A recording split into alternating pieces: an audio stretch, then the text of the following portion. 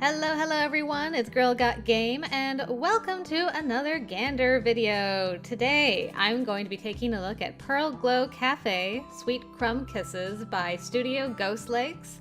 This is another Otome Jam entry for this year. So many good ones that I have in my bookmarks, and I'm making my way through them all. So this is the latest one on my list, and the story for this one is: near the edges of a seaside town where salty breezes kiss skin and a radiant sun shines on the horizon, an enchanting cafe emerges. Owned and operated by a spirited young witch, every pastry she serves has a singular purpose: to spread boundless joy and compassion throughout the world. Enter the world of Pearlglow Cafe and guide Juniper as she embarks on a charming journey filled with new beginnings, gentle romances, and delectably magical treats. And it just looks really cozy and beautiful, and I am excited to give this a try, so let's jump right in. Ooh, this moves around. That's fun. Boop!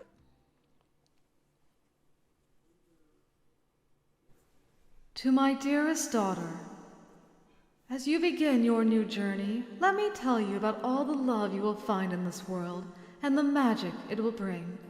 Always remember, magic happens silently, born from moments both nameless and forgettable. True magic is delicate, ephemeral. It thrives only when it thinks no one is looking, nestled safely in the smallest spaces of a quiet life. Always think deeply about those modest choices that shape a life, piece by piece, and examine closely those missable moments that exist so small, just one breath, one tiny beat of your heart, and they're gone. But above all, never hesitate to embrace those loves that bloom boundlessly, even when they grow beyond definition. It's there one discovers the seeds of magic that have flourished strongest of all. Are you ready? Then, believe me when I say this: the magic of your story begins with a single choice. What will I serve today? With all my heart, Mom. Thanks, Mom. Some say Pearl Cliff was founded when a giant mermaid gifted the first settlers an even gianter clamshell, but doesn't that raise more questions? Like, we all know where mermaids store their shells, don't we? So then, logically, that means somewhere out there is a giant mermaid flaunting her even gianter Spoken on a tour through Pearl Cliff's historic district. Currently unemployed tour guide. You don't say. Also, that water was hella loud. I might want to turn that down a little bit. Blog.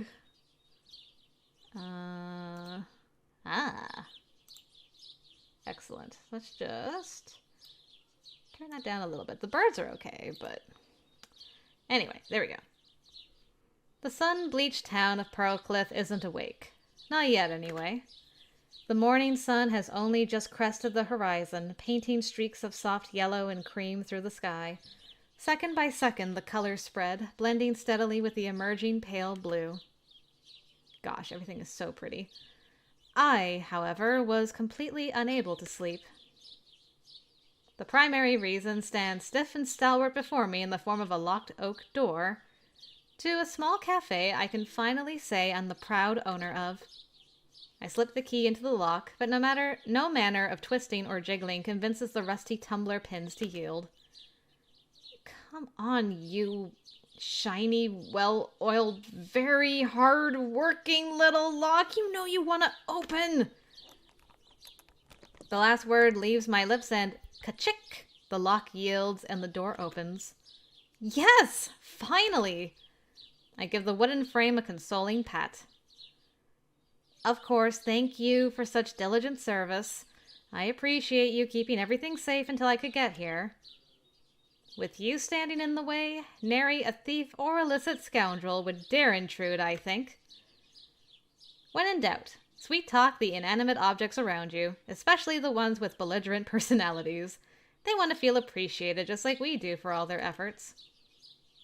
What I don't tell the door is I will definitely be greasing its lock and hinges, but there's time to fix that later.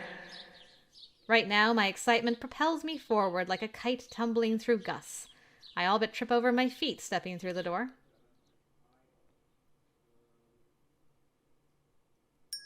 Oh, this is gorgeous. The inside is dim, lit only by soft sunlight spilling from the arched windows.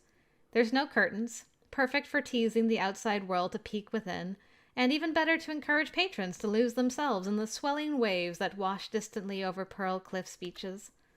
The heart of the cafe, a magnificent ancient oak, stretches upwards and outwards, forming a lush and vibrant canopy overhead. With every gentle sway, the branches cast dappling dances of light and shadow over the hardwood floor.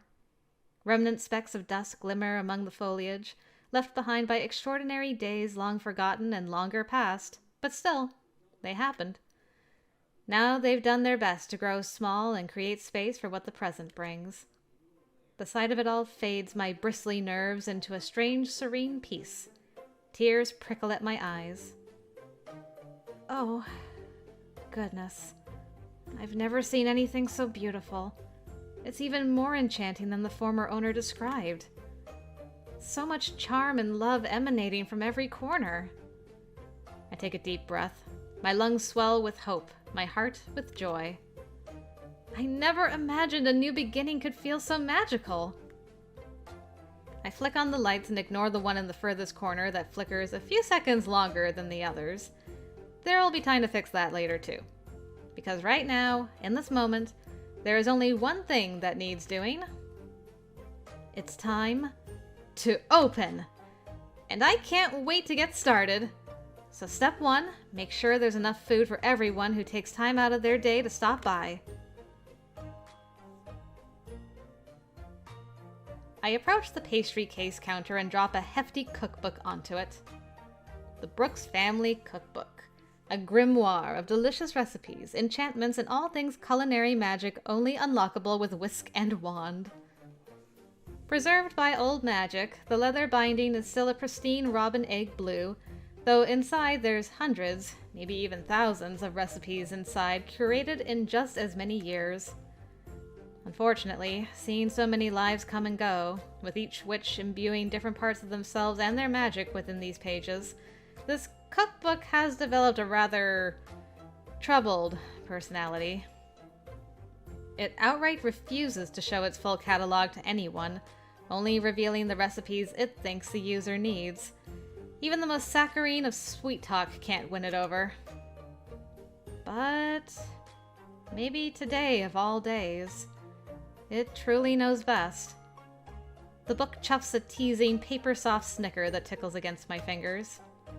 Ah. New beginnings. New store, new town, new faces, new recipes. Is that it? Another fluttery snicker brushes my fingertips. I suppose that's a convincing enough argument. Well, I guess that leaves just one question. What will I serve today? The leather cover crackles as I pry the book open, revealing only 2 potential recipes for today's daily special. Ooh, grapefruit curd tart served with lemonade, or coconut cupcake served with coconut tea.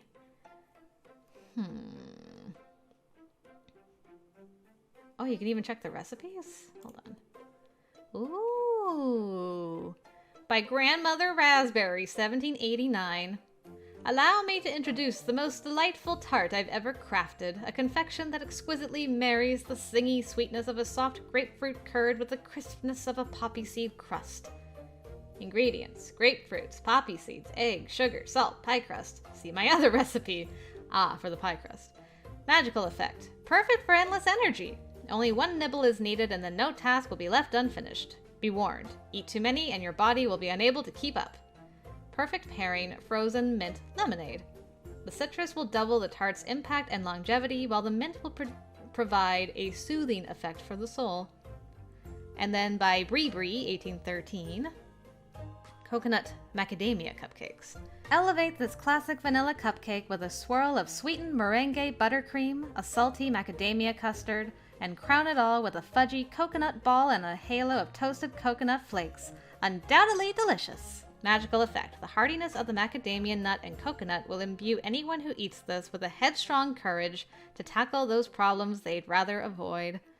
Coconuts, macadamia nuts, lots of butter, vanilla, condensed milk, sugar, vanilla cake, Louise's recipe. Perfect pairing, coconut and almond bark tea. Because one can never have too much courage, the additional coconut and almond flavors will amplify all cupcake effects. Best served hot, so passions soar. Passions, eh?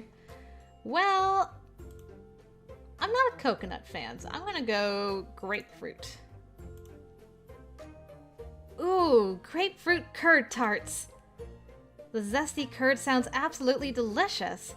Paired with the lemonade, this is sure to be life-brightening and energizing for even the most sleep-deprived of my customers. Now let's get cooking! And done! I don't know if it's first day nerves or sampling too much of the curd, but I've never felt so energized myself. In any case, I hope my first customer arrives soon. Oh! Oh, hello. I never dreamed someone would enter instantaneously, but thank you, pastry goods. Excited, I watched them wander the shop as they studied the decor, wholly entranced by their soft gossamer beauty. Every movement is slow, precise. But most noticeably, they look sad. Finally, they approach the counter, silver strands of hair brushing against their cheeks as they lean forward to inspect the pastry case. In their presence, the very air stills. Even my own breathing slows. Every facet of their lithe frame is ethereal and delicate, like a soft fog flowing through the bay on the tails of a cold front. Damn, that is quite the description. When finally it's wafted through every nook and cranny, condensed onto every house window, there's nothing but silence, stillness, peace. As I meet their eyes, paler than the stars, a shiver scuttles down my spine. It jolts me back to the present. Right. First customer. A good impression is crucial. Idle admiration can wait. Hello. Welcome to Pearlglow Cafe. Yeah, we might have startled them a little. Huh. Did my first customer just run away? Oh no. I must have startled him. Was I accidentally yelling? Or maybe my voice was too shrill. Curse these tarts and all this unbridled energy they've bestowed upon me! I guess now I know they work. But should I chase after that person?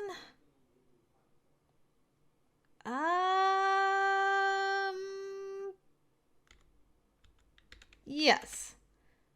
Right. There's no time to delay. He can't have gone far, so I won't be gone long. I'll just give them a free sample and apologize. I box up a dessert and dart from the store in dogged pursuit. I have the energy to catch him. Sure enough, I catch up to them right before they round the street corner. He turns, and that same terrified look from earlier fills his eyes once more. Excuse me! Pardon! I'm so sorry to bother you, but... allow me to apologize. I didn't mean to startle you. I sheepishly hold the box out to him. Here, this is for you. It's a grapefruit curd tart made with a lemon poppy seed crust. It's great for energy, so...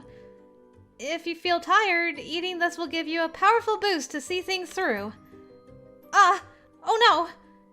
I just realized I forgot the drink that goes with it. Sugar snaps.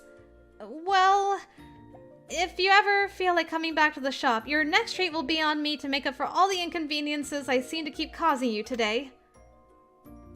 Their expression, bewildered all throughout my bungled attempt at an apology, finally softens. They stretch their hand out, and quizzically they take hold of the box. Then, with a silent nod of goodbye, they turn and continues back on their way.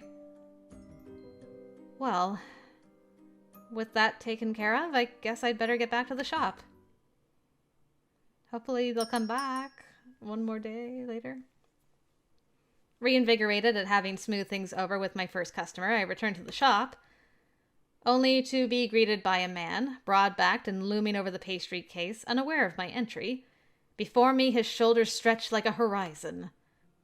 His rust-red hair tickles against the nape of his neck as he stretches, rolling his head from side to side.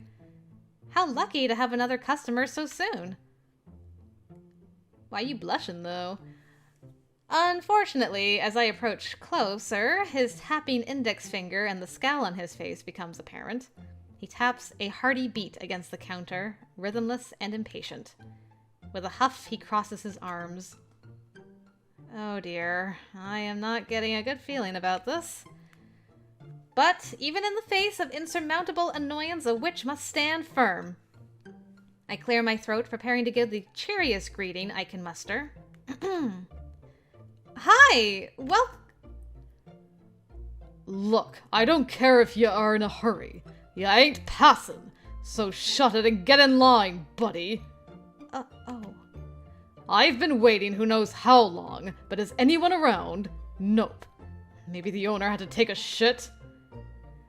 Like a popped balloon, any cheeriness I had deflates within my chest as he continues to grumble in an endless tirade. Okay. Bah. Grand opening, my ass. What a joke.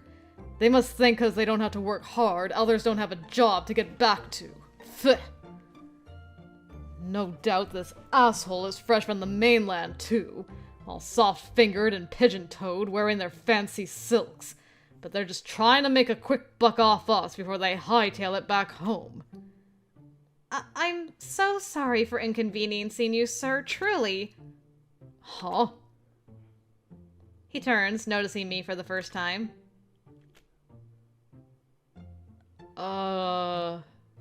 Hey? Hello.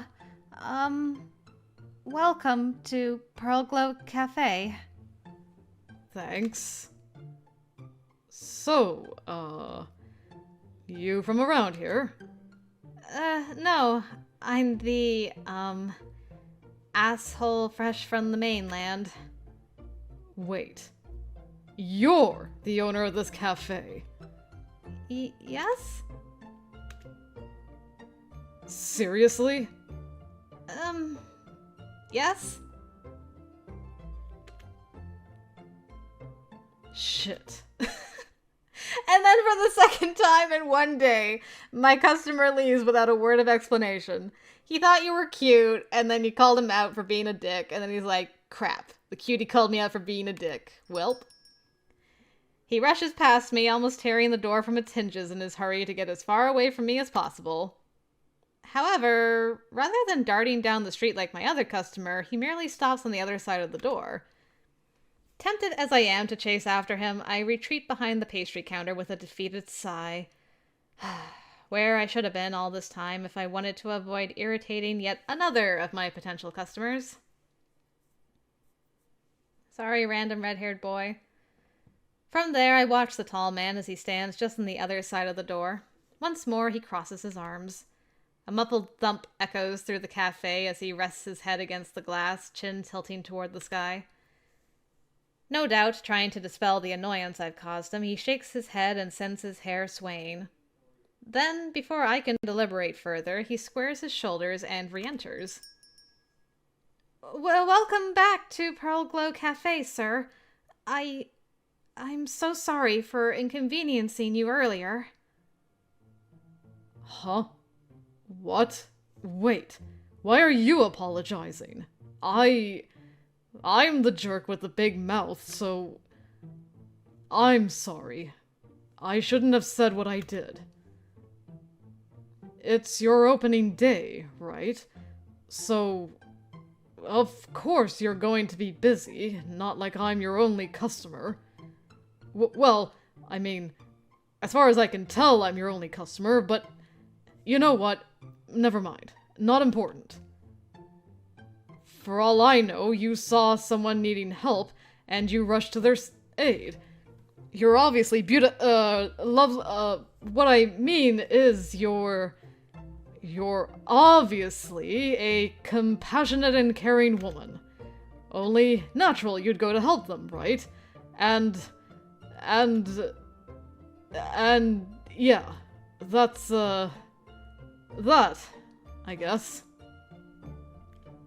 Today's lesson.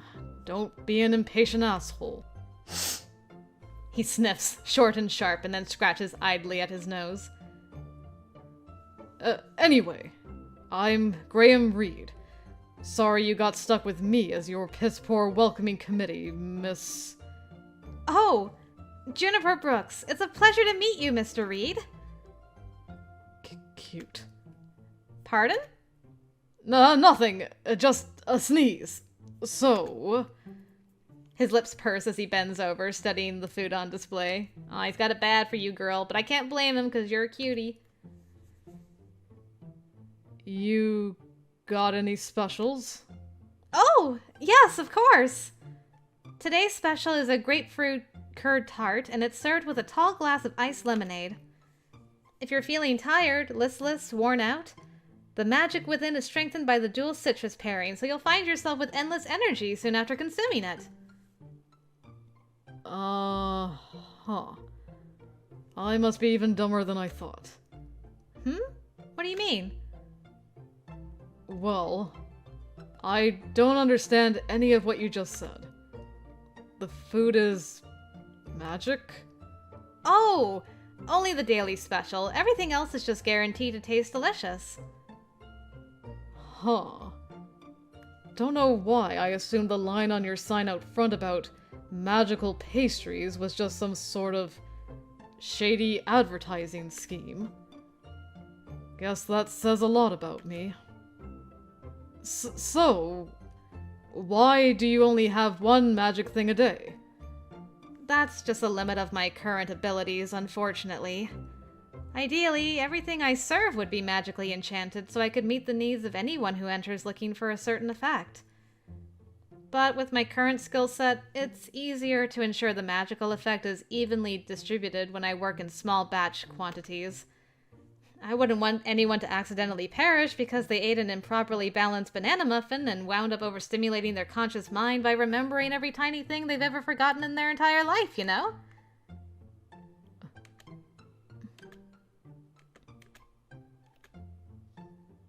Has that happened before? Not because of me. Anyway, moving on. Right. Well, anyway. So today's special is all citrus, huh? And you said it gives someone energy. Yes, a tart's effect tends to be slightly stronger than coffee while also blessing the eater with positive thoughts and feelings so their entire day is wonderful, bright, and cheery. Huh. And if the tart's magic is all out of whack, then what? Their heart gets stimulated so much it stops beating. Really? Well, the potential does exist, but because of the precautions I take in the creation process, the risks are extremely mitigated. Rest assured? Someone would need to consume half a dozen of these in one sitting to experience any such issue like that. And adverse magical effects aside, I would caution against eating that many sweets at one time unless you want an upset stomach. He grumbles, or was that pleasantly gruff noise a laugh? Guess I'll take one. How much? How about free? Especially after, well, earlier's mishap. Well, I think we've established that was more my doing. And then, when I turned and saw you for the first time, it was like my mind was instantly fried. I've never seen anyone like you before. Shit, wait, I don't mean that in a bad way if that's how it came out.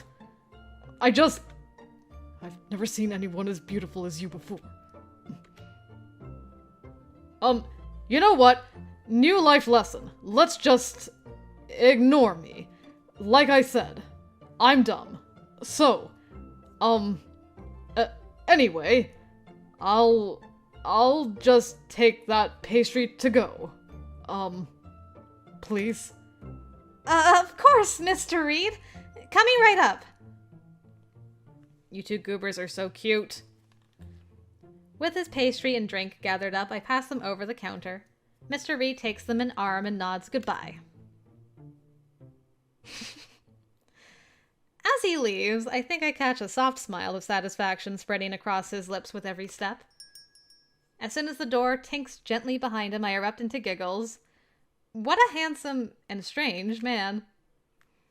My exchange with Mr. Reed did not start well, but I think it's safe to say it ended well. I might even be so bold as to say he'll return again. For the sweetie, if not the sweets. Ooh, it's even prettier at night. Gosh. Swept away by a steady stream of customers, the rest of the day passed in the blink of an eye. And now, all that's left is to clean up and ensure everything is in place for tomorrow. With a tray of leftovers in hand, I wave as the last customer departs carrying an armful of pastries. Goodness, though. What a wonderful day. Well, that's not creepy at all. Person sliding in from the left. With so many exciting things happening, I guess it was impossible for today to be anything but wonderful. My own cafe, tucked quaintly away in a beautiful seaside town, with such kind and generous customers. It's hard to believe I'm not dreaming. And I guess if it's all still around tomorrow when I wake up, then I know this really is a dream come true. I better finish up here so I can find out. Hello. Grandiose greetings to you, miss! Startled, I fling the entire tray of food I'd been carrying. Oh no, all the tarts. Oh, it's so soggy. With each pastry that splats to the floor, I can feel my soul shrinking smaller and smaller, until finally the last one plops against my customer's face. Where did you... welcome to Pearlglow Cafe, sir? Wait, one of my pastries hit you. Are you all right? Quite. It was a spill, nothing more. Now, let's see. He swipes a slender finger through the smudged food, streaking his cheek, and brings it to his mouth. Oh! A crisp poppy seed crust, and... is that... grapefruit curd? How delectably caustic against my tongue! It seems a minor correction is in order, then. What transpired moments ago was a very delicious spill, and nothing more.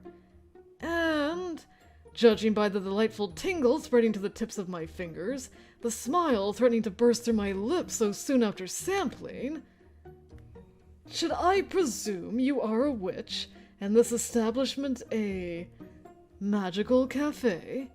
Oh, yes, sir. It seems I still haven't given you a proper greeting. This is Pearlglow Cafe, and I'm Juniper Brooks, owner and resident witch.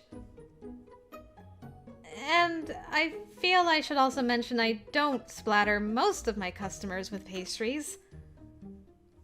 Yes. I was refraining from judgment, but that did seem like a rather odd business model. Nevertheless, allow me to acquaint myself.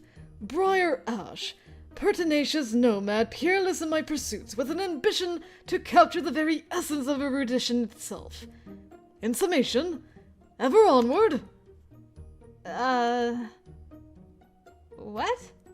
I'm glad you asked. I am a dauntless explorer, fervent naturalist, and persistent autodidact equally passionate in the fields of entomology, ichthyology, and ornithology, with an extensive understanding of biomedical sciences and their applications. I also enjoy plants. Me too, heart. Yes, I also enjoy plants. Oh, me too! Actually, the big tree right behind us is what ultimately convinced me to purchase this cafe.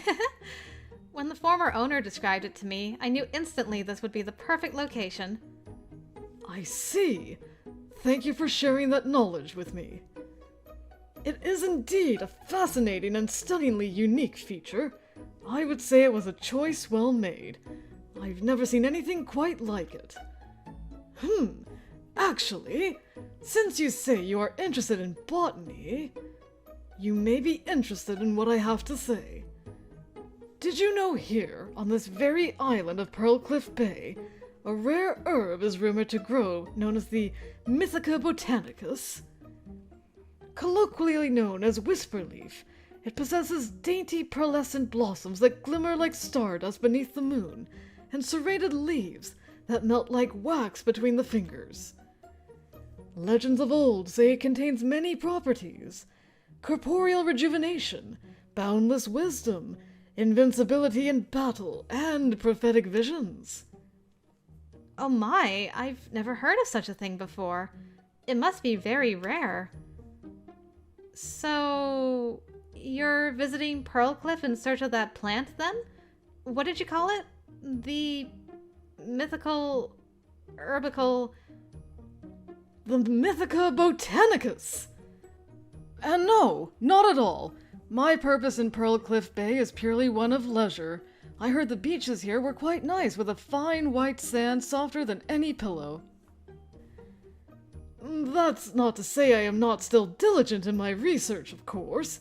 I have visited the forest every day I have been here.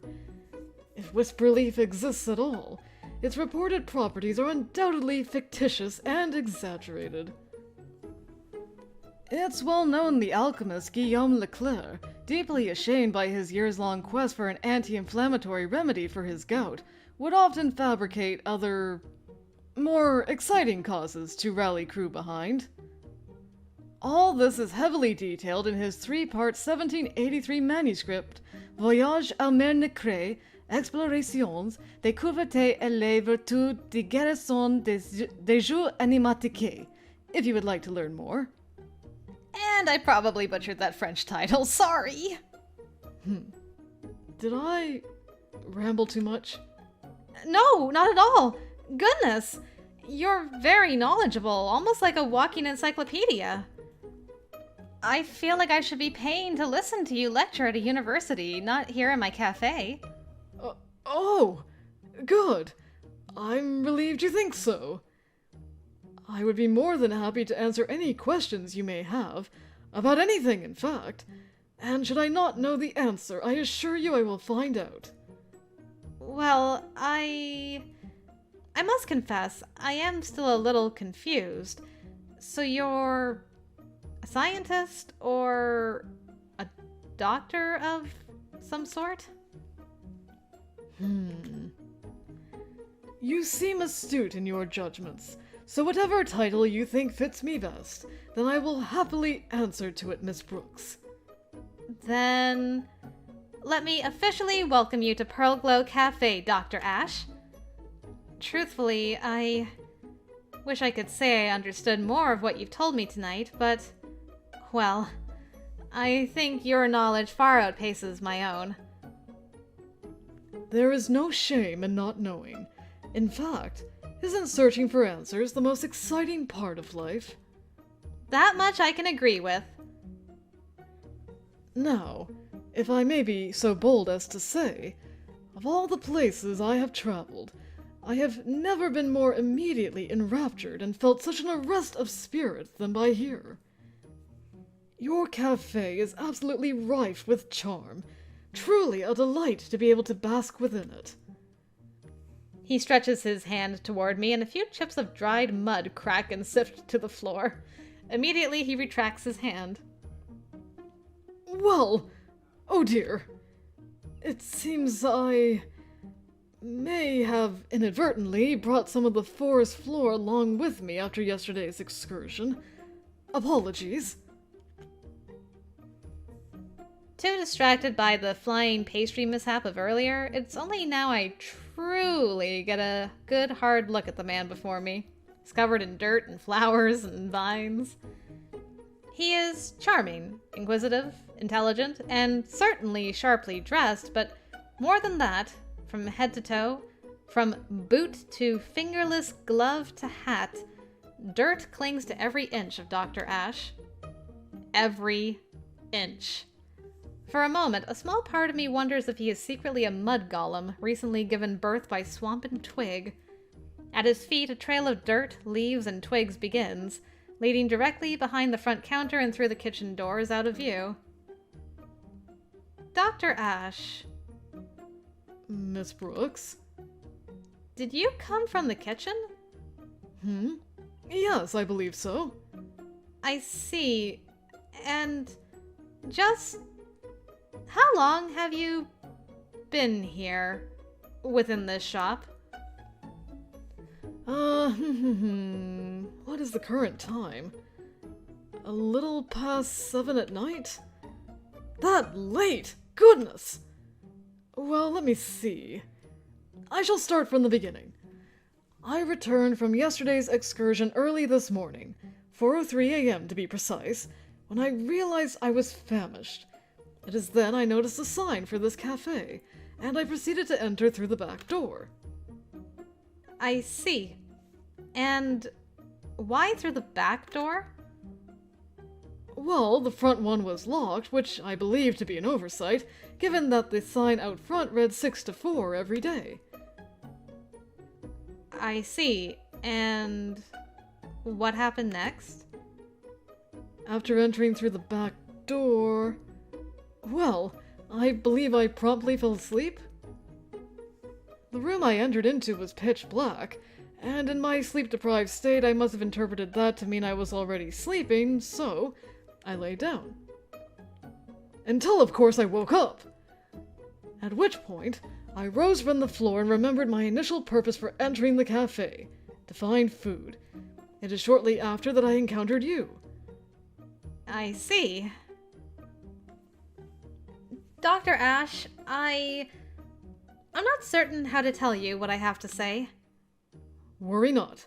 As I said earlier, I pursue truth above all.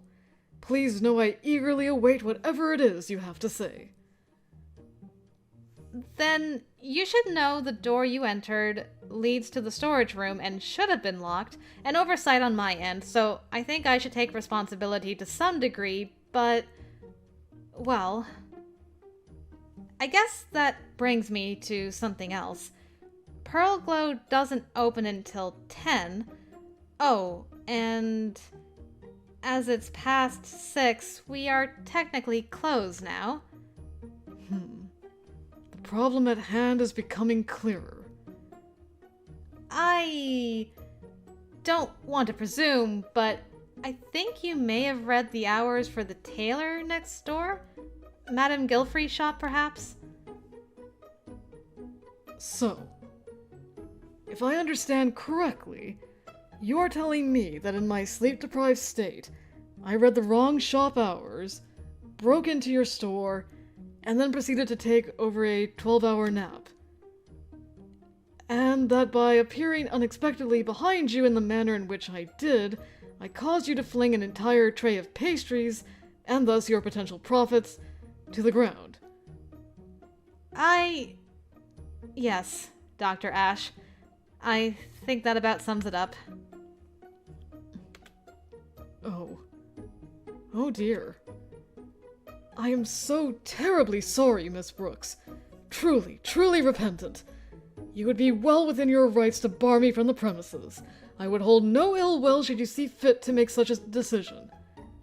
Come now, there's no need to fret.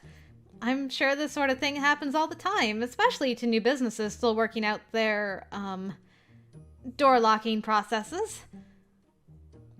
No, Miss Brooks, you're being too kind. Until I have atoned for my improper behavior, I cannot rest. There must be some way for me to make this up to you. Well, since you're here, you could consider making a purchase. If you passed out without eating earlier, then you must still be hungry. Ah, yes, that is a fine idea. A fine idea indeed. Truly, I would love nothing more. Why do I sense a but coming? But, well, you see, it is most unfortunate. Yes, most unfortunate indeed, because, unfortunately... Dr. Ash's voice trails off as his expression shifts to one of nervousness. He shuffles the papers and books in his arms, I assume in an attempt to look preoccupied. Unfortunately? Miss Brooks, please understand. It was not my intention to deceive you, but... there is the slightest of problems in making your idea, a fine idea, I assure you, come true.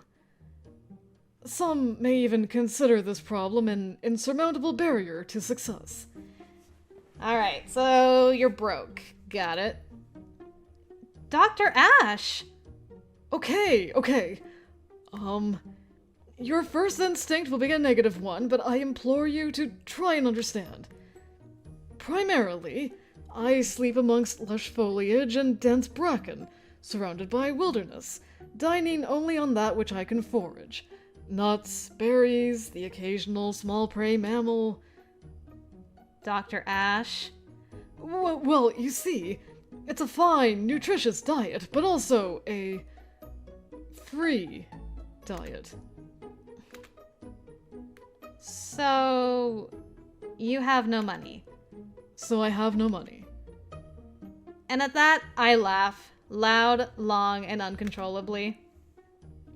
Giggles tumble from me even stronger as the doctor's expression shifts from one of worry to confusion. Even tears spring to my eyes. It takes a good minute before I'm able to compose myself, wiping my watery mirth away with the back of my palm. Miss Brooks, is now when you expel me from your store. Possibly even report me to law enforcement for being a public nuisance. The worried look in his eye, like a rabbit caught between a trap and a fox, dispels any further thoughts of laughter. What? No, of course not. I'm sorry, I didn't mean to offend you. It's just... You're so full of surprises, Dr. Ash. One right after the other, it seems. You're quite unlike anyone I've ever met. Now wait right here. I'll be right back. This wouldn't be the first time I've given away something for free. Swiftly, I duck into the kitchen and box up several leftover pastries. I wasn't gone more than a minute, but when I return to the cafe dining room, Dr. Ash's mud trail has already doubled from his exploration around the cafe. He spots me and, with energy reminiscent of a young pup, bounds over to my side, taking keen interest in the pastry box in my hands. You return with... tarts? Mm-hmm. They're leftovers from today. Ah, you are heading home for the night, and those fine delicacies are coming with you, I presume? No, these are for you. What kind of a cafe owner would I be if I let someone leave hungry? Gingerly, he takes the box in hand. Really? For me, Miss Brooks? You truly mean that? You're not just... teasing me? What? Have I given you the impression that I'm that kind of person?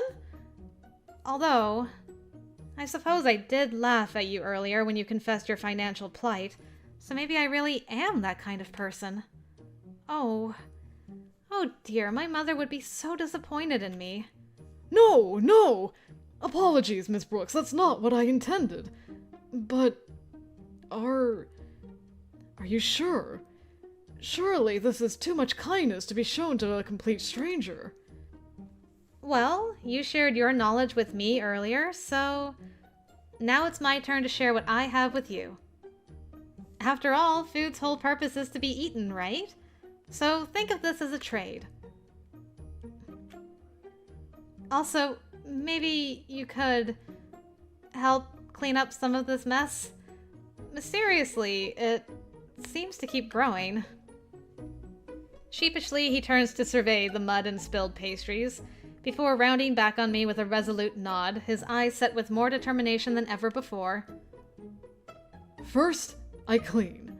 Then, I savor every bite. And so, Pearlglow Cafe's first day came to a close. Oh, what a beautiful room! All the art in this is so gorgeous. Not long after bidding farewell to Dr. Ash for the night, I headed home. after also ensuring the storage room door was locked, of course. I'd never felt such an overwhelming exhaustion before. My bed greeted me immediately, and sleep soon after.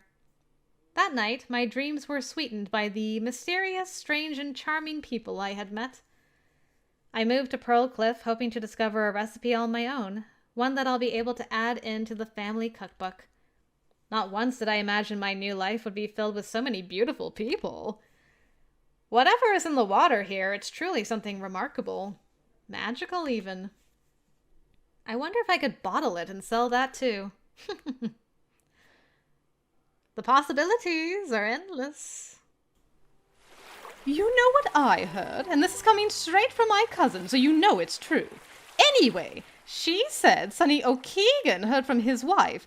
Oh, and you didn't hear this from me, but did you know she wants a divorce? Well, anyway, she heard from this grimy sailor who heard it from... Oh, you're in a hurry? Well, why didn't you say so? Anyway, everyone's talking about this ghost roaming the park. Local gossip from Tanqueray the tailor's shop. This morning, the cafe lock has decided to continue living its stubborn existence. No sweetened words can charm it, and no amount of force convinces the key to turn. It would seem my second day of cafe ownership is off to a smooth start. Was it something I said? Or did? You can tell me, promise. I won't get mad. Just know that whatever my transgression, I apologize from the deepest well of my heart. My voice has almost turned hoarse from begging, and my knees ache from crouching before the door, trying to peer through the keyhole. Please, please, please, if you would just do me the small kindness of opening once more. Do I even want to know? Startled, I turn to see Mr. Reed, hair glimmering from the morning sun and skin already glistening. Hey, are those muscles just for show, or could you help a gal out, please? It's early, with the rest of the street still bare of pedestrians, horses, and automobiles, but he seems to have had a hard-working morning already. Oh, Mr. Reed! Good morning to you. I extend my hand for a proper greeting. There will be no mistakes with my customers today. Hesitation creases his brow before he reaches his hand out and swallows mine. Though the skin of his palm is rough and calloused, his grip is surprisingly delicate. Morning. Our hands fall to our sides. Slowly, a knowing smile lifts his cheeks as his gaze flicks between me and the door. So, having a lover's spat with your door? It seems during the night we decided we were no longer a good fit for each other. Huh. Looks like the lock won the cafe in the separation then, eh? Sadly, yes. Nothing I do seems to be working. Only a little troublesome, given I needed to start morning prep an hour ago. And then, get this, the back door can only be unlocked from the inside? For some strange reason. Which, thinking back to certain events from last night, explains why the previous owner opted to leave it unlocked. What happened last night? A very odd encounter I'm not sure I have the words to explain. And I mean that literally.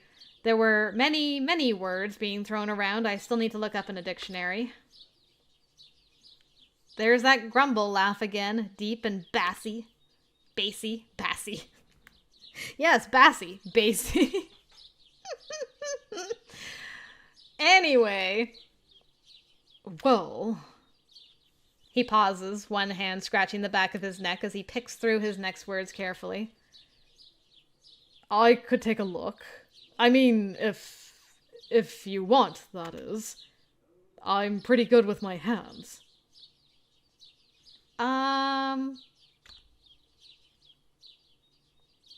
Are you sure? Oh, are you sure it's not too much trouble? Nah, no problem at all. I've got some free time anyway. Then I'll gladly accept any help you're willing to give. The only other plan I had was to send a telegram to my parents and hope I got a response in time. And then when that failed, I guess I would just try to find a locksmith, maybe break a window. Huh. Well, I think we can prevent that last one at least. I'll be right back. Just gotta go grab my tools from the truck. With a wave, he scampers off around the street corner. He returns shortly, a tattered and dusty canvas bag in hand. With a raucous clatter, he drops it to the ground and then sets to work. Meanwhile, I stand awkwardly behind him. The only sounds between us is the lock click-click-clicking beneath his tinkering hands. Mr. Reed is the first to speak. So, how'd the rest of your first day go? Meet anyone interesting?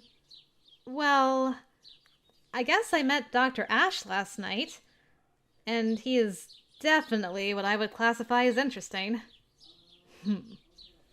He a chatty, smart-talking kind of man.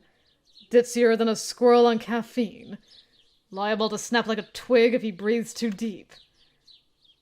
Yes, that certainly sounds like Dr. Ash, all right. Ah, yeah. Let me guess.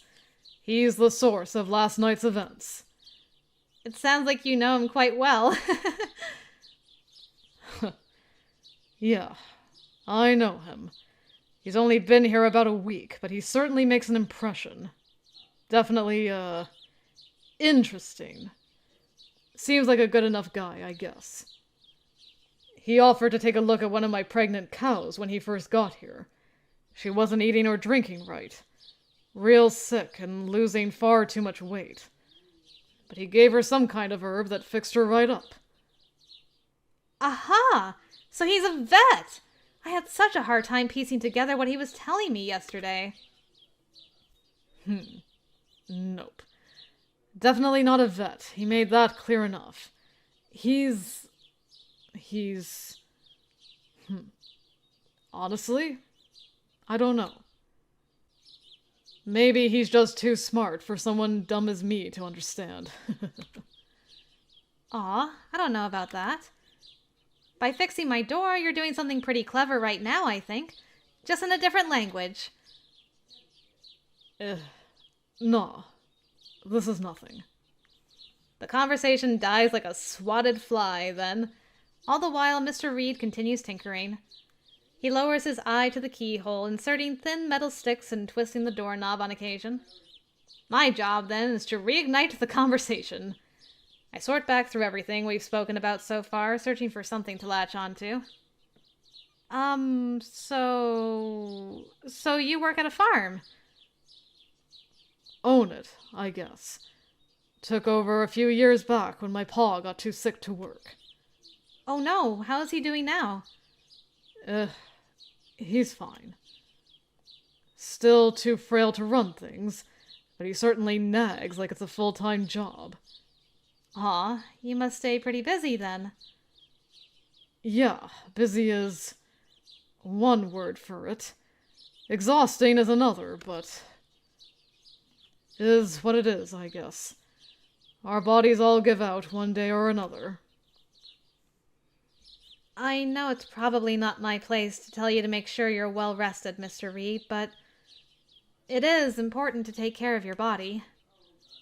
Yeah, sure, but time passes no matter how you spend it. No good in being idle. That's true, but I don't think there's any shame in resting, or even in relying on others for help every now and again. In fact, I'm relying on you right now, even.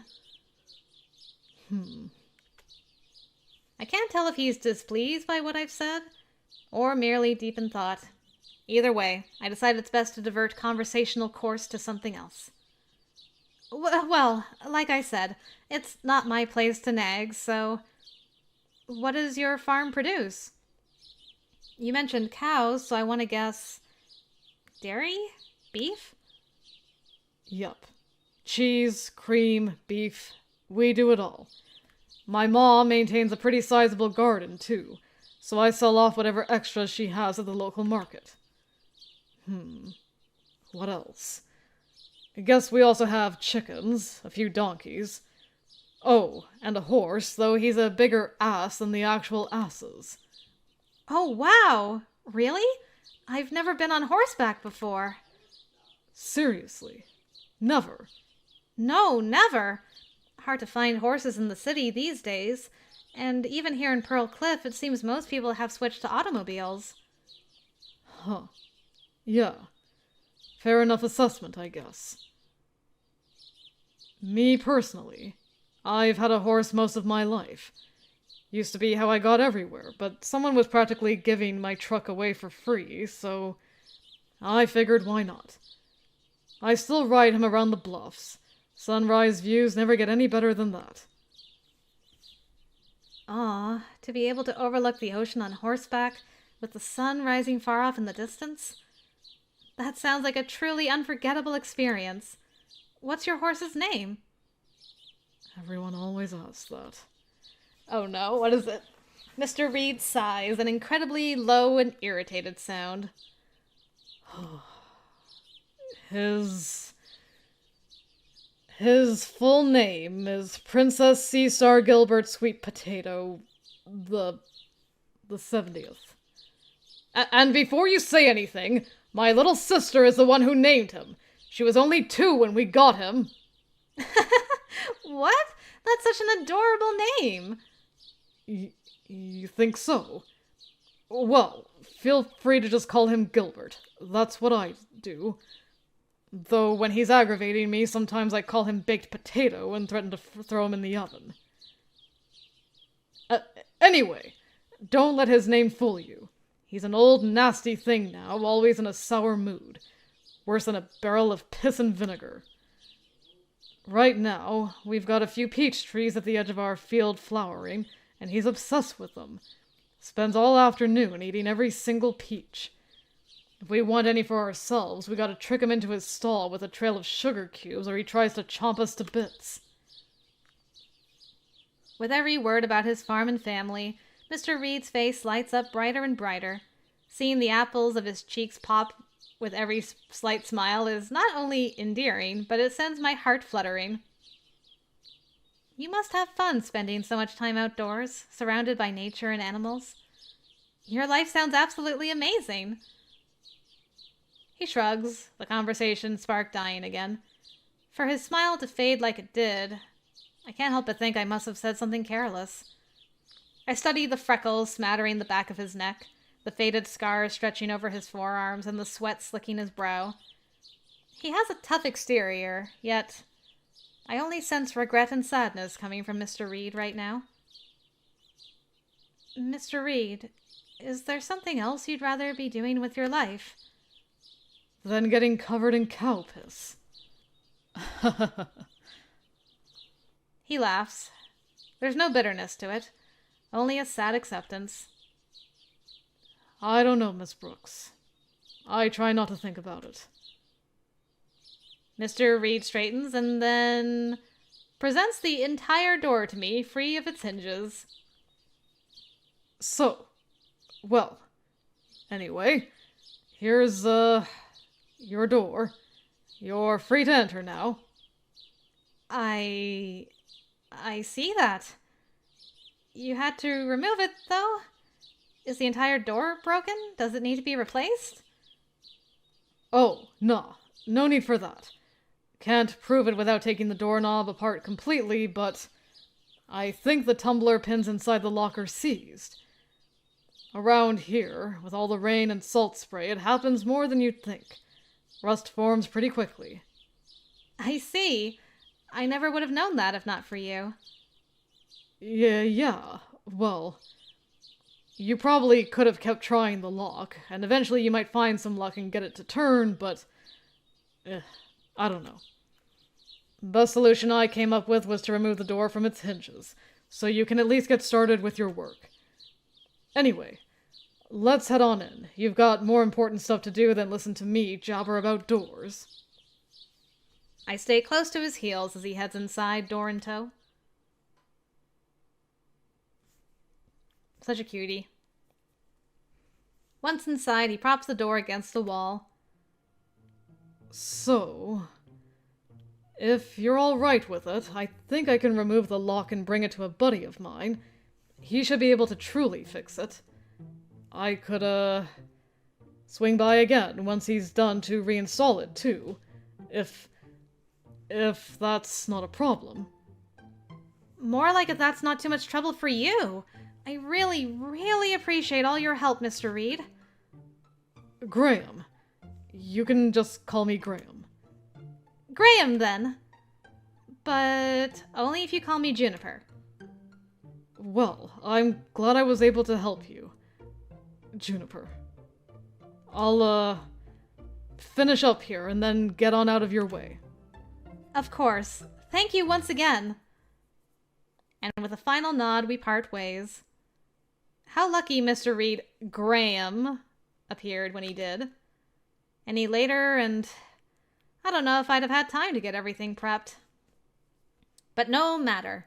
It's time to officially begin Pearlglow Cafe's second day. I head to the cookbook and, ignoring its creaks and groans, pry it open and flip through the pages. Ooh, never-ending cake, creme brulee, and caramel brownies. Ooh, I gotta look. Why is there a locked recipe? By Sweet Nana Moosey, 1889. Oh, my sweet souls, this lengthy dessert is a labor of love best eaten when surrounded by loved ones. Layers of chocolate cake, buttery vanilla cake, and creamy custard filling are all blanketed by a smooth ganache. Magical effect. Every piece is guaranteed to transport you to your fondest memories, wrapping you in feelings of comfort and love. While most things end, love never does. Chocolate cake, see recipe. Vanilla cake, see recipe. Custard, see recipe. Ganache, see recipe. Perfect pairing, spiked eggnog. Fresh eggnog with a dash of grated nutmeg pairs perfectly to help warm the soul. Doubly so if you add some bourbon. Coffee brandy creme brulee by Unknown. An unforgettable pairing with the texture of buttered silk. Sounds fancy, eh? Well, prepare to be surprised by how easy this is to make. Feeling wild? Maybe a little crazy? Throw on some fresh berries. Unlock the creativity that lies sleeping within you. With this, you will entertain those ideas you never would have even considered before. Heavy cream, coffee, brandy, eggs, sugar, fresh berries. Optional, of course, but recommended. Perfect pairing, don't even think about it. Why would you risk ruining such a rich and unique experience by pairing it with something else? And salted caramel brownies by Auntie Tara. Flaky sea salt, gooey caramel ribbons, rich decadent chocolate, and you know what that means. Yum, yum, yum. You might want to make 2 batches because you will eat an entire pan all on your own. Sensations of peace will spread all throughout the eater's body. After all, nothing is more comforting than a warm, fudgy brownie. Sea salt, caramel, butter, chocolate, eggs, sugar, flour, coffee. Trust me. Perfect pairing, ice-cold whole milk. Get the milk right to the freezing point and then pour it in a frosted mug. There's no magical effect, but damn, is it good. Okay, so let me just go around again. Never-ending cake. Creme brulee or brownies? I think I'm gonna go for the brownies. I love brownies. Ooh, sea salt caramel brownies. These brownies sound so rich and decadent. I really am already tempted to eat an entire pan. And they're supposed to create feelings of peace within a person? Interesting. That's an unexpected effect given the ingredients. It looks like this recipe was added in by Auntie Tara, and not too long ago. She's always been wild and unpredictable, so this fits perfectly in that category. Now, let's get cooking! I do wonder if these, like, the recipe you pick influences which guy you spend time with or not. I'm not sure yet. By the time everything is prepped and ready to go on display, Graham has officially left the store. A shame, really. I would have liked to pay him back for all his hard work this morning, but he said he'd return later, so I will just have to wait until then. One by one, I place the pastries in the case until they've created a beautiful mountainous pile of food. Each portion balances perfectly atop another. After yesterday's success, I thought it would be best to double inventory, and now today's display looks even more impressive. Business picks up soon after opening, with a steady stream of customers. A few linger at the tables, catching up with old friends or scribbling hurriedly in notebooks. One by one, they all leave shortly before noon. Some promise to return, some slip silently away, but every single one leaves with a smile on their face, ready to continue on with their day. It's during this short post-lunch lull when Dr. Ash appears, entering right as I'm swapping out empty trays. Instinctively, I grip the tray tighter. I have no desire to clean up flung pastries again. I think he said, "Greetings, Miss Brooks!" Dr. Ash quickly approaches the pastry case and peers close, completely dispelling my thoughts. "Brownies today, excellent!" His words tumble from his lips faster than I can piece them together. "Oh my, Dr. Ash!" "Briar, please! Call me Briar!" "Oh, alright. I'll ask you to call me Juniper, then." So, Briar, you're rather high energy today, aren't you? How many of those tarts did you eat in one row? Is everything... "Wonderful! Delightful! Invigorated! And you, how are you?" I blink once, twice. Before me, Briar bounces from foot to foot, humming a small tune. Briar, are you certain you're alright? "Of course! What could be wrong?" Please don't take offense to this, but you seem a tad... "Energized, spirited, overflowing with joy, brimming with vitality, passion, fervor, inundated with things, perhaps all of the above." But Briar, please, you must... "Aha! No doubt you wish to know my thoughts on your tarts." No, please wait! "They were marvelous, truly. I would love to study the effects for..." Briar! "Miss Juniper!" Please, focus. How many tarts did you eat?" "All of them." Oh no. Oh, no. Briar, I sent you home with 5 tarts. 5! How did you? When did you? You're only supposed to have 1 a day max! "Indeed, but quickly, quicker than any hair, 1 become 2, become 3, became more. I did chores, swam near the shore, became the floors that hate to adore." No! Stay focused, this is a dire situation. Honestly, it's a miracle your heart hasn't stopped already. We must act quickly. Wait right here. In search of a potential cure, I dart to the kitchen. I pull open drawers and throw open cabinets. Vials of dried herbs clatter to my feet. Spilled flour plumes the air. Cantaloupes roll and tomatoes splatter the floor as I search. But nothing. No sign of what I need anywhere. I rush to the other side of the cafe, determined to inspect every shadowy corner and dusty shelf. All the while, Briar's words follow me. A flood rushing through my ears, completely incomprehensible and indecipherable.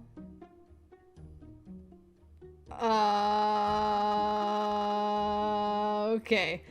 I estimate his speech currently exceeds a supersonic word per millisecond. Whatever he's saying, it's impossible to keep up with.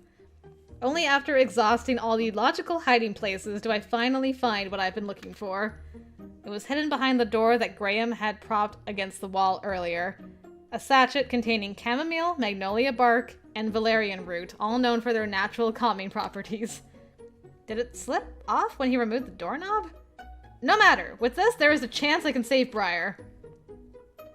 I make a final dash to the kitchen and dump every last flower and twig into a mortar and pestle. With all the worried nerves of a witch about to lose her cafe's operating permit on its 2nd day, I grind until a thick, sludgy paste forms. Then I douse it with simmering water. I don't bother straining the tincture before siphoning it into a mug and swiftly rushing back to Briar's side. I press the cup into his hands. "Here! Quickly! Drink this!" Tea! Oh!" He guzzles the tea until nothing but drops remain. My eyes never once leave his form as I count the times his fingers twitch, until, finally, they still against the mug. It's only then I allow myself to exhale. Goodness, Briar, I've never had such a fright! How are you feeling? Better? Is there anything else I can get you? Languidly, he blinks. He tilts his head upward and meets my gaze. He opens his mouth. He closes it. He lowers his head. Whatever thought he had remains unuttered. Briar? Are you alright? His only response is to blink again. If you don't answer me, I'll have to take you to see a physician, I think. Again, his head rises, only now when his eyes meet mine, they are unyielding.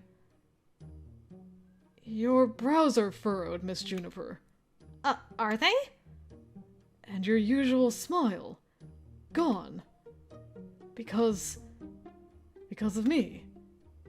Forgive me. Forgive you? There's nothing...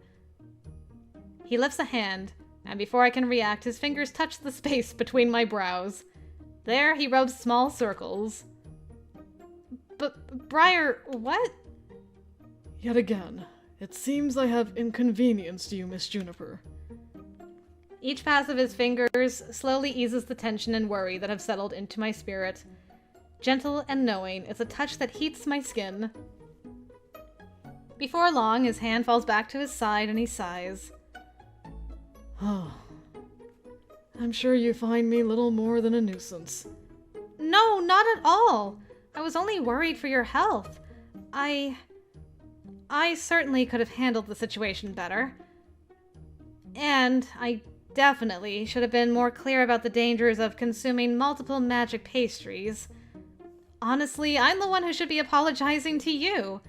Are you certain you're feeling better now? Indeed! Never better! But...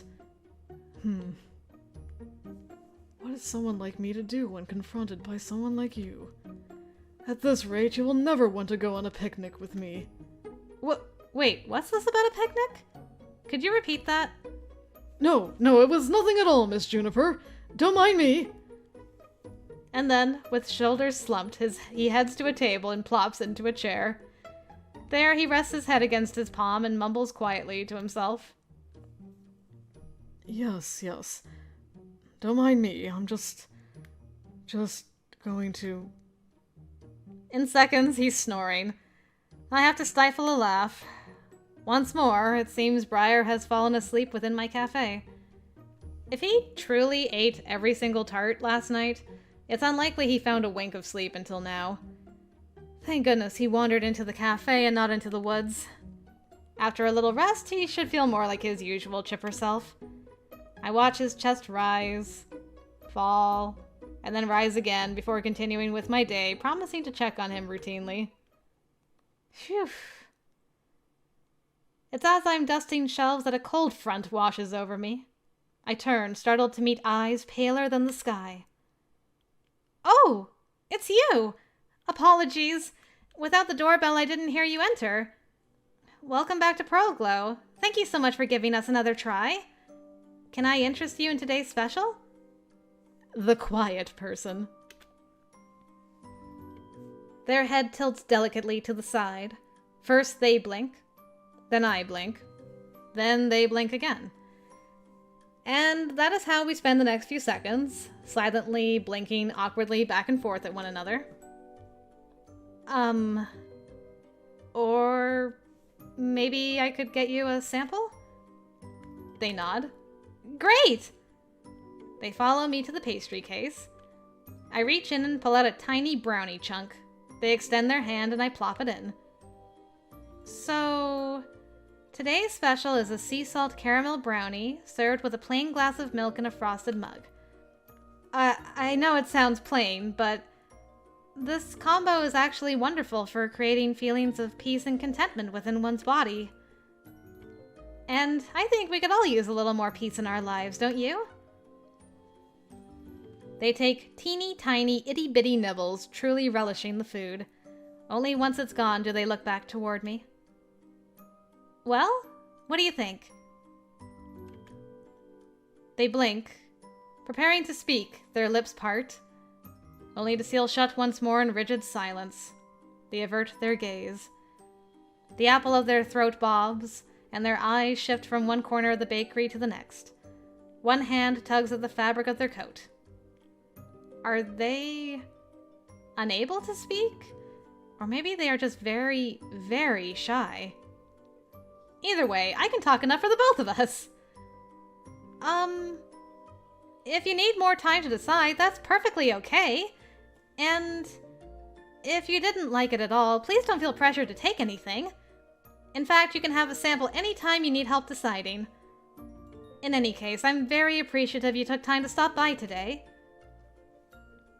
They nod, gentle and serene in their understanding, and then turn to leave.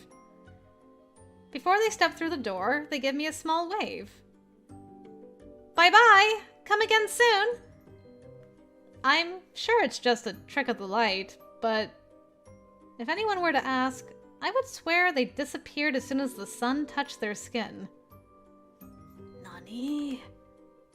How curious. But back to work. Mysterious strangers, mysterious.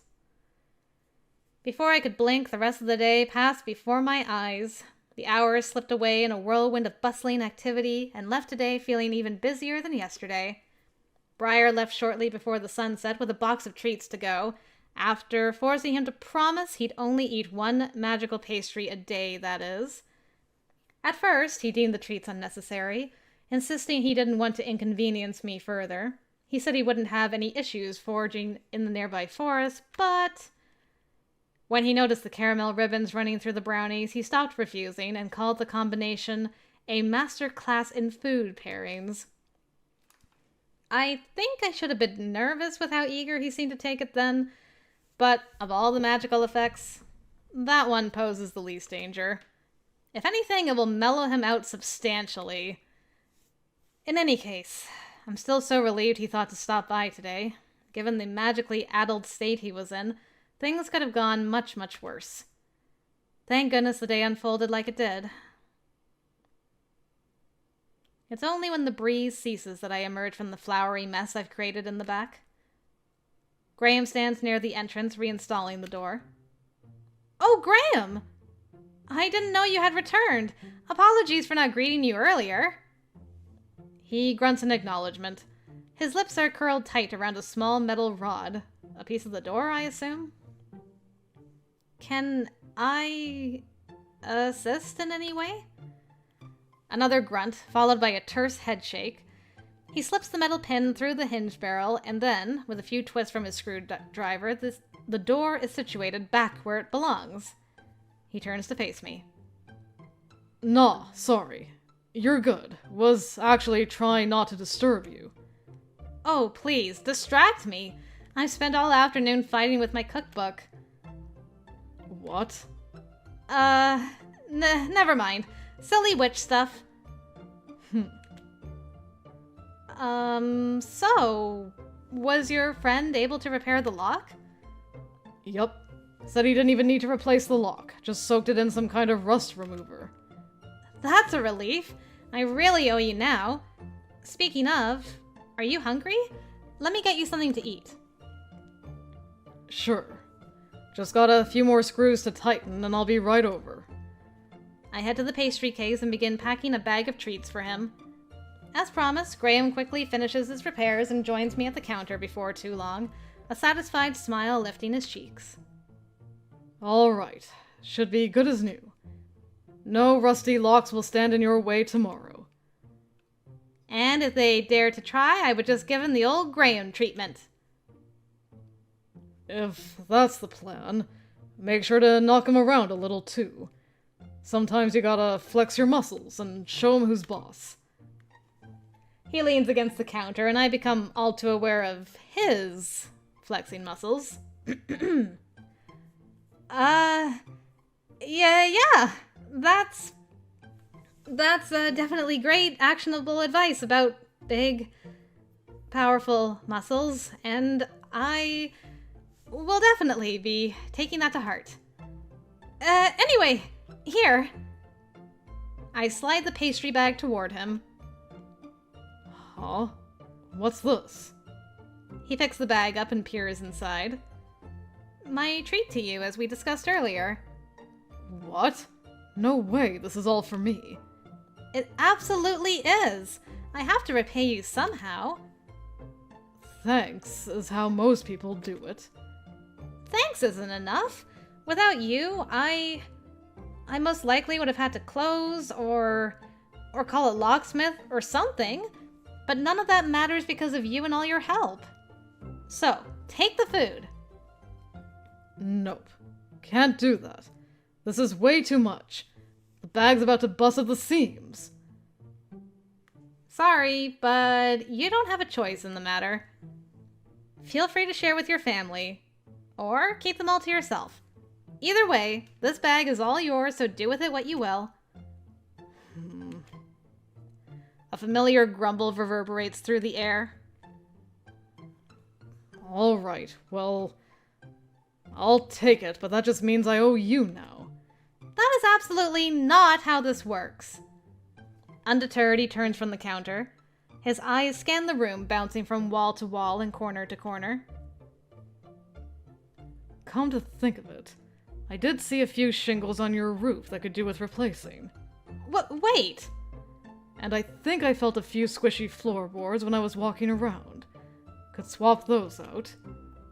Hang on a second. Pretty sure some of your exterior paint's chipping too. Never can go wrong with a new coat of paint. Would definitely help attract some customers even. What? No! Oh, think that oak over there could do with some pruning. Some of those branches are getting pretty close to your ceiling, and we definitely don't want that. What else? What else? Ah, I bet your gutters need... Mr. Reed! Hold it right there! Absolutely not to everything! He chuckles. All right. Sorry for teasing so much. I'll stop. Seriously though, Juniper, thank you for these. Are they magical? Oh, yes, thank you for reminding me. I've included some non-magical food, just some extra bread loaves, but you'll find today's special is inside as well. They're brownies with flaky sea salt and buttery caramel ribbons. Deceptively simple, they'll inspire feelings of peace and contentment inside you. Well, it definitely smells and looks delicious. I look forward to trying it. I'll, let you know how I like it next time we meet. Please do. And if you're feeling generous enough to share with anyone, I'd love to hear their thoughts too. Sure thing. Anyway, it's getting late, and I'm sure you're ready to get home, so I'll be going now. See you. Have a good night, Graham. I wave goodbye to him, and to the end of my second day as a cafe owner. Nice.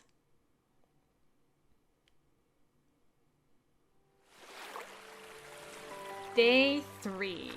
First of all, no. Second of all, no. Third of all, no. Fourth of all, absolutely, unquestionably, unflinchingly, no. This is my secret fishing spot. Sharing it with someone of your pitiful caliber would be wasteful. What's that you're even fishing with, huh? A splish splasher 54 QT and baby seahorse brown with an easy winder spool attachment? Don't make me laugh. You know they stopped making those for a reason, right? Heated argument at Willow's Pond. Captain Merlot, I was here first, Bailey. Nice. Night passes swiftly. Soft rays peek through window curtains, stirring me from my peaceful slumber. Nestled under a soft blanket, my body awakens gradually as I struggle to shed sleep's lingering embrace. In yesterday's chaos, I'd all but forgotten today as my scheduled day away from the cafe. As tempting as it would be to operate the cafe 7 days a week, that sort of work would only lead to unending exhaustion. Do one thing long enough, and no matter how much you love it, burnout will be waiting right around the corner. And that means there's no hurry to rise today. This morning is my own to cherish. Maybe I'll even return to sleep's blissful embrace for a while more.